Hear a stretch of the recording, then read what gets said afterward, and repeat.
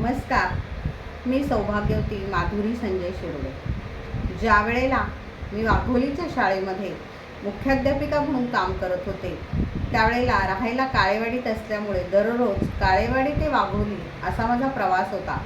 आणि त्यावेळेला BRT वगैरे नव्हते, बस खूप कमी होत्या, अंतर खूपच जास्त होतं. ही बस पकडा, ती सोडा वगैरे वगैरे खूप धावपळ व्हायची. आणि म्हणून एक दिवस या PCMT बसवर एक कविता सुचली आणि ती अशी आहे: जय देव जय देव जय PMT बसदेवा, ड्रायव्हर कंडक्टरकडून करून घे सेवा. नित्य प्रवास करणारी मी एकभक्त, 1.5 तासाचाच प्रवास फक्त. प्रवेश तुझ्यात मिळवण्यासाठी थांब्यावर उभी राहण्याची माझी कसोटी.